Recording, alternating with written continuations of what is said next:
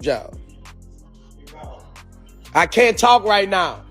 I'm on live. Every time I see Monique these days, she's on doing some greasy ass video with her and her daddy complaining about something. People who felt like I felt, all these multi-men spoke up and said something, the narrative would start. DL Hughley just got checked live, raw and unfiltered. No hesitation, no mercy. Boosie came straight at him. Katt Williams lined up right beside him and the room felt it shift in real time. The laughs didn't cushion the hit, they sharpened it. In a culture where words are weapons, this didn't feel like a roast, it felt like a public knockout. He told. You see what I'm saying? So even if I made it deceitful and I made you think that the answer's over here, but the answer is really over here. All the time with everybody called Would You Rather. She apparently was so offended by that she said she got off, she called me. Monique did, and she said I was very dismissive, like, Monique's a liar. How somebody who has a comedian talks as everybody else that she does, she has the temerity to be offended about anything as much as you say about people? 1 minute, DL was steering the conversation like he always does. The next, he was fighting to grab the wheel back while the audience watched the roles reverse. And that's exactly why this clip won't stop moving. It wasn't just jokes, it was authority getting tested out loud in front of everybody. But that wasn't the whole story. It kicked off with a tense back and forth that pulled an old bruise back into the room. DL slid into his usual Would You Rather style bit. Clever, teasing, a little baited, and that's where the wires crossed. Mistake is saying yes to you. I should have said no when you couldn't come on my radio show. I should have said no that I wasn't playing those dates with you. As a matter of fact, almost anybody who says yes to you at some point is in this milieu with you. Almost anybody. So I would suggest anybody out there, you could say yes to Drew, say no to Monique. Monique been telling y'all, black women are being underpaid. She been telling y'all women are being underpaid. People start opening their mouth up, it becomes reality. The way he framed it came off smug, like the answer was here while he'd already stashed the real answer over there. Word is, Nique took that framing as straight up disrespect. She reportedly called him about it, said the tone was dismissive, said the joke wasn't a joke when it's punching the same people you claim you're speaking for. DL brushed it off in that clipped, cool cadence. Nique's lying and kept it moving. That line right there became gasoline, because once Nique's name landed, the whole history walked in with it. The pay equity stance she's been loud about, the way she's been telling folks that black women are getting lowballed, the years of feeling sidelined and told to be grateful. You could hear echoes of every old argument in a brand new room, and while DL tried to pivot, anyone who says yes to you ends up in a mess. And when I was leaving the show, I thought he threw me some weed in the car because it was wrapped up in a towel. But it was $15,000, bro.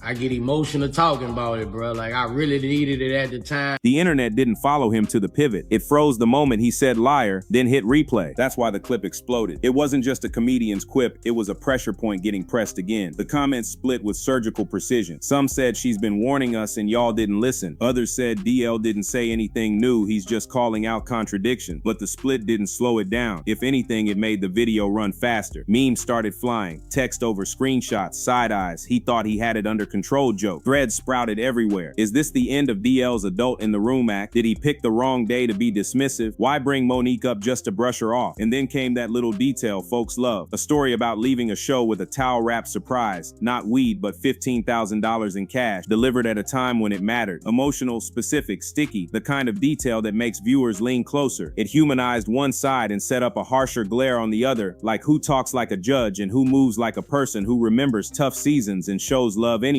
By the time the last sentence of that segment landed, you could feel the floor tilt. What started as a debate about tone turned into a referendum on who actually respects the culture, who hides behind polish, and who shows up with receipts. The room got louder and the cameras caught the vibration. That's when Boosie stepped in, and the conversation stopped being theoretical. But that wasn't the whole story. Here's why the room flipped so fast. DL isn't just a comic cracking lines. He's built a whole identity as the sharp commentator who lectures from the grown-up chair. For years, he's positioned himself as the culture culture's conscience, calling out rappers, entertainers, and anyone he thinks is selling out or playing both sides. He's gone at big names, and he usually does it with that cool, clinical cadence that makes people feel like they're in his classroom. That's the weight he carries when he walks into any debate. He's not bantering, he's adjudicating. But when you sit that high, folks watch for any wobble. And this time, the wobble was obvious. The tone landed smug. The framing felt like a shell game. You think the answer is here, but I already hit it over there, and the crowd clocked it instantly. The moment he waved off the pushback as lying, he slipped from principal critic to guy who can't take his own medicine. That's when the internet moved in, because the story wasn't just about a line, it was about a pattern people already suspected. Then came a detail that glued viewers to the screen. A story about leaving a show, expecting a little gift rolled up in a towel. Thought it was some smoke, only to find $15,000 in cash. No cameras, no grandstanding, just help when it mattered. The emotion cracked through. I really needed it at the time. That single moment reframed the room. It contrasted clean talk with concrete action, theory with reality. The critic who lectures versus the kind of person who does something that can change your week, your month, maybe your whole outlook. That's why the laughs turned sharp. That's why the crowd energy shifted. The guy who usually holds the gavel suddenly had to answer to lived experience. No podium, no edit, no panel to moderate the blowback. And once that door was open, the check came fast. Boosie stepped forward first and the temperature spiked, but that wasn't the whole story. Boosie didn't wait for a pause. He cut right through the setup and went at the core of DL's posture. The way he said it made the room stand still. You don't get to sit up here and grade the culture like a teacher with a red pen. You don't decide who's authentic and who's pretending. You don't hand out passes to people who agree with you, then yank them when they don't. He wasn't loud for the sake of noise. He was precise. He called out the habit, talk slick about rappers from a safe distance, build a brand on being the grown-up, then act surprised when the ones you've been scoring finally score you back. And before anyone could soften the moment, Katt Williams stepped in, not as a hype man, but as a witness. He didn't need to raise his voice. He just started laying out the pattern with that surgical rhythm he's known for, turning jokes into little mirrors. One by one, he pointed at the contradictions. High ground 1 week, messy subtweets the next, holier than thou on air, then selective memory when the topic flips. The crowd leaned in because the punchlines didn't come with a wink, they came with receipts, and the laughter felt like sting antiseptic. It cleaned the wound while it burned. Katt has that gift where the laugh shows up half a second after the truth lands. He'd land a line, let the room think, then twist it just enough to make the point stick. It wasn't clowning for sport, it was a cross exam. He wasn't asking DL to be perfect, he was asking him to be consistent. If you're going to police the culture, your badge better be spotless. If you say you're above the petty, don't moonwalk into it when the petty helps your argument. Meanwhile, Boosie kept it grounded. No TED Talk, no jargon, just lived reality. He spoke for the people who never get invited to the panel but live with the consequences of the panel's takes. He said what a lot of artists have mumbled off camera. The critics collect checks from the very energy they scold. And when a critic's tone turns smug, it starts sounding less like protection and more like permission to look down on the folks who built the house. That two-angled pressure, Boosie's real-time checkpoint and Katt's razor commentary boxed DL in. The rhythms that usually set him free. Sarcasm, a clipped one-liner, a well-timed smirk didn't open any door. Every exit led back to the same question. Are you going to stand on what you say when the spotlight swings towards you? The more he tried to reset the frame, the more the room reminded him that the frame had already changed. And that's when the balance shifted from debate to demonstration. It wasn't just about who had the cleverest line. It was about who sounded like they've stood where their words stand. Boosie's shots landed because they came from the field. Katt's landed because they were lined with logic. Together, they made DL's usual comfort zone feel like thin ice. But that wasn't the whole story. You could see the shift the second DL tried to laugh it off. The smile didn't travel past the mic. His timing, usually a metronome, started slipping by half beats. He tossed a jab, waited for the pop, and got a murmur. He reached for that signature pivot, reframe, elevate, close the loop, and the room didn't follow. The laughs that did show up sounded different. Not with him, around him. That's the worst kind of comedy silence, the kind where the audience is listening for the next miss, not the next punchline. He went to the bag, a clipped comeback, a moral reminder, a clever summary. But clever started to sound like cover. The crowd wasn't grading vocabulary, it was measuring conviction. Every time he tried to widen the lens, this is bigger than rap, this is about responsibility. Boosie snapped it back to eye level, and Katt pinned it with one more cleanly folded contradiction. DL's responses kept landing a step behind, like he was litigating a moment that had already moved on without him, and the energy betrayed it. People leaned toward Boosie when he spoke, then stayed there through Katt's add-ons. When DL jumped back in, bodies shifted, not away, just enough to say the current had changed direction. Even the laughs told the story. Boosie's lines caught quick, Katt's made folks exhale and shake their heads. DL's chuckles arrived late, scattered, polite. You don't need a poll when you can feel a tide. That's the crack the internet loves. Cameras don't capture fair, they capture momentum. On replay, DL's wit looked like defense, and defense never trends better than a confident attack. The more he tried to steer, the more obvious it became that that the wheel was already in other hands. It wasn't a meltdown. He didn't blow up or storm off, but in a debate, losing tempo is its own kind of TKO. The narrative slipped right between his fingers in front of people who came expecting him to control it. He tried one more angle, elevate the tone, set a boundary, remind everyone of the bigger mission, but the room had tasted something it rarely gets from polished commentary, pushback with backbone and receipts, and it wasn't ready to go back to lecture mode. That's when the moment stopped being a disagreement and became a demonstration. If you swing often, be ready when the swing comes back harder. And once a room flips, the internet only needs seconds to turn a clip into a verdict. The upload started, the captions sharpened, the comments chose teams. By the time the last laugh faded, the story had already begun writing itself without him. But that wasn't the whole story. Once the clip hit timelines, the algorithm didn't need context, it needed a freeze frame. And it found the one where DL's mouth is open mid-rebuttal while Boosie's jaw is set and Katt smirking like he just tightened a bolt. That single image did half the storytelling. YouTube thumbnails screamed finished, TikTok ran split screens, and Twitter X did what it always does, clipped the most damning 5 seconds and looped it until the nuance disappeared. Headlines got louder by the hour. Career-ending roast, 2-on-1 clinic, the night the grown-up got sat down. Fair or not, momentum doesn't debate, it decides. Comments split clean down the middle. One side, finally, somebody checked the hall monitor, been talking down on rappers for years like he's above the culture. They quoted his past takes, stitched them to the stumble, and called it karma. The other side, this was foul. Two heavyweights piling on one man is a setup. They insisted discourse isn't demolition, that a disagreement shouldn't turn into a public stoning. But even in defense, the optics hurt because optics are a scoreboard, and the scoreboard said the crowd leaned away from DL. He didn't explode or fold, he just looked outnumbered and out-timed. Then came the micro-narratives that make moments sticky. The towel wrap 15K memory-making compassion looked cooler than commentary. The judge versus lived experience framing that turns a room into a referendum. The side-by-side edits where Katt's lines land like little verdicts and DL's counters arrive a breath late. That's how a blip becomes a timeline. Not because the substance is settled, but because the replay angle is cleaner than the explanation. And once a replay starts writing your story for you, you either reclaim the pen or you watch someone else sign your name. But that wasn't the whole story. Strip away the one-liners and what you're left with is a clash of roles. DL has long worn the gatekeeper jacket. The polished critic who frames the conversation warns about glamorizing the wrong things and positions himself as the conscience that keeps the culture honest. That role carries authority, but it also carries distance. You're speaking about people more than with them, and sooner or later, the people you're grading want to see your homework too. Boosie walked in with the opposite energy, the ground truth. He speaks like someone who's taken the losses and still showed up. It's not an essay, it's a scar. His argument wasn't wrapped in policy talk or think piece cadence. It was simple. If you cash in on our story, you don't get to stand above our choices. And when he said it, the room heard mileage. That's why his words hit even when they weren't fancy, experienced broadcasts at a different frequency. Then Katt bridged the two worlds. He's industry enough to sit on the marquee, underground enough to keep the antenna for fakery. He didn't try to out-yell Boosie or out-credential DL. He just pulled out a mirror and held it steady. His version of truth-telling doesn't need a podium, it needs timing and a memory. So when he clocked the inconsistencies above the mess on Monday, knee-deep in it by Thursday, the laughs felt like stamps of verification, not crowd-pleasing sugar. That's why the moment felt bigger than a dust-up. It turned into a referendum on who gets to hold the mic when culture is on trial. Do we hand it to the person with broadcast polish and a clean suit, or the voice that still carries yesterday's dirt on its shoes? One isn't automatically holier than the other, but when the critic sounds detached and the artist sound present, audiences follow presence. People don't always chase perfection, they chase proximity. Who feels close to the life they're describing? And underneath all that, there's a quiet economy at work. Commentary pays well when you're the trusted narrator, but trust is a currency earned in public and spent in moments like these. If the audience decides you've overdrafted too many lectures, not enough listening, the receipts get audited fast. That's what we saw here, a balance check. DL's credits, years of sharp takes, well-earned respect met unexpected debits, tone, distance, dismissiveness. Boosie and Katt didn't cancel him, they recalibrated the scale in front of witnesses. So by the time the segment closed, the crowd wasn't cheering an insult, they were choosing an interpreter, and the pick leaned toward voices that sounded like they'd bled for the story they were telling. That's a hard pivot to spin away from, because once the audience believes they've seen the truth unmasked, every line after has to fight uphill to change their mind. But that wasn't the whole story. DL's brand runs on timing and authority, and both took a hit. If viewers think he got out-timed by voices he usually critiques, every future take gets judged against this room. Bookers get cautious, peers push back, and the adult in the room aura dims. Boosie gains momentum, he didn't flinch, so even haters will listen. Katt adds another chapter to his precision cuts legacy. Few words, lasting lines. The ecosystem shifts too. Expect more real-time pushback. Yes, rejecting premises, panels where the subject questions the frame. Less pulpit, more proof. DL's choices aren't pretty. Clap back, risks looking bitter. Go quiet lets the clip harden into a verdict. Recalibrate, risk looking bitter. Go quiet lets the clip harden into a verdict. Recalibrate, Rick's called a fold unless he shows consistency. The only path through, acknowledge the wobble, then land something undeniable. An interview or monologue that feels earned, not aloof. Careers don't end on one clip, they bend. If the next moment hits harder than this one, this becomes a chapter, not a headline. When the noise fades, this moment leaves a simple, uncomfortable question hanging in the air. Who gets to steer the story of the culture? Is it the polished narrator with the tight monologue, or the voices that show up with dents and proof? On that night, the room chose presence over posture. Boosie spoke like a man who's carried the weight he described. Katt measured his shots and let the truth do the heavy lifting. DL, usually the arbiter, found himself answering to the very standard he set for everyone else. That's not the end of a career, it's a recalibration in public. And those are brutal because there's nowhere to hide. Every twitch, every pause, every late punchline turns into a data point for people deciding what and who they believe. But there's a bigger layer here. The culture isn't the same place it was when a single radio chair or TV slot could frame the whole week. Today, the timeline votes live. If a take feels detached, the crowd moves. If a voice feels lived in, the crowd leans in. That doesn't mean critics don't matter. It means critics have to be closer, clearer, and less smug than ever. You can't preach from the balcony and expect the floor to clap. Not when the floor has microphones too. So where does it go next? Expect a sharper era. More artists refusing to be props. More commentators proving they've earned their angles. Expect fewer safe monologues and more contested minutes. If DL pivots with grace and lands something undeniable, he won't just survive the clip, he'll teach a masterclass on losing the room and winning it back. If he doesn't, that freeze frame becomes the thumbnail on his voice for a long time. Either way, the night did what the internet loves most. It picked a moment and made it bigger than the people in it. Now it's your turn to weigh in. If you've watched this far, drop your take. Was that an overdue reality check or a 2-on-1 that crossed the line? Should critics change their tone when the culture talks back, or hold the same line no matter who's in the chair? I'm reading every comment. Before you bounce, do the 3 that keep this going. Like, subscribe, and hit the bell because the next chapter is already loading. And trust me, when it lands, you'll want to be here the second it drops.